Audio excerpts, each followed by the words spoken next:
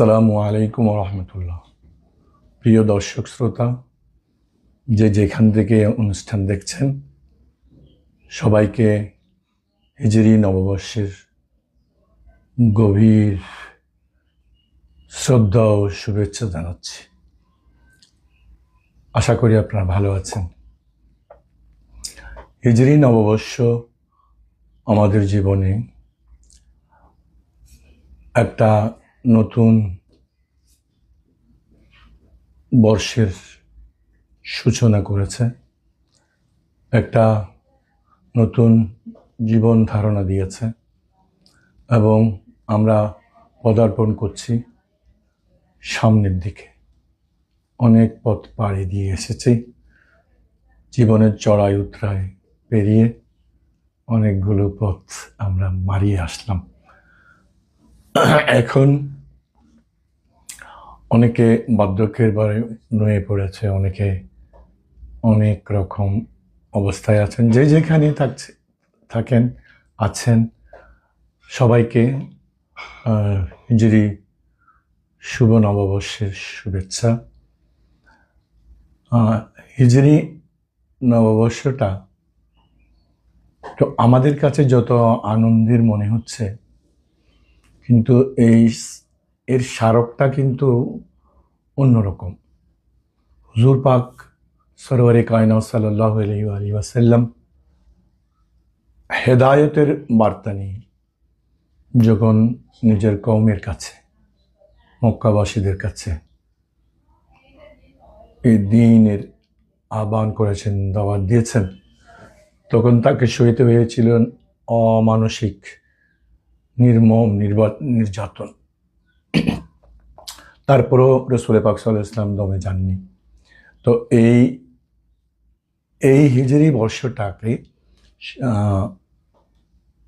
একেবারে স্মরণীয় করে রাখার জন্য যুগ যুগ কাল ধরে অনাদি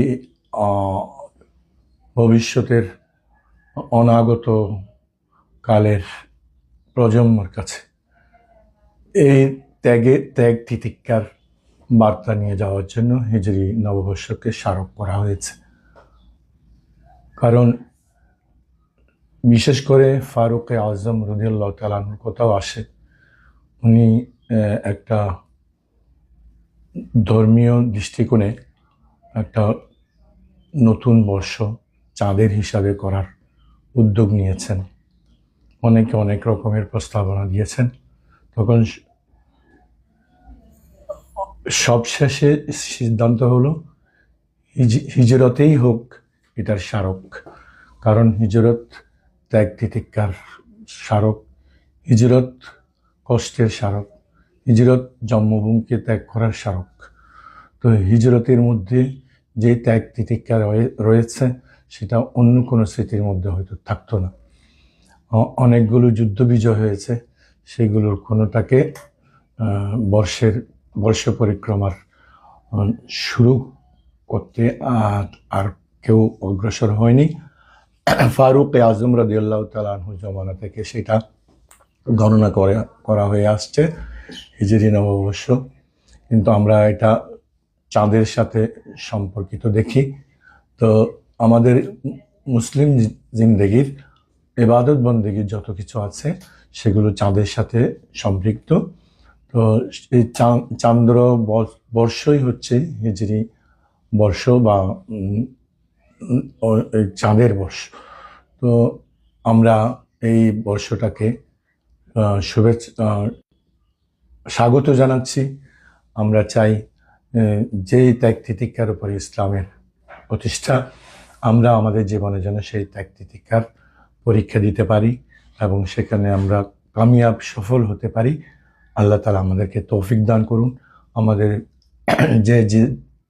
যেখান থেকেই আমাদের অনুষ্ঠান দেখছেন সবাইকে আবারও হিজরি নববর্ষের শুভেচ্ছা জানিয়ে আমি আমার সংক্ষিপ্ত কথাটুকু শেষ করলাম।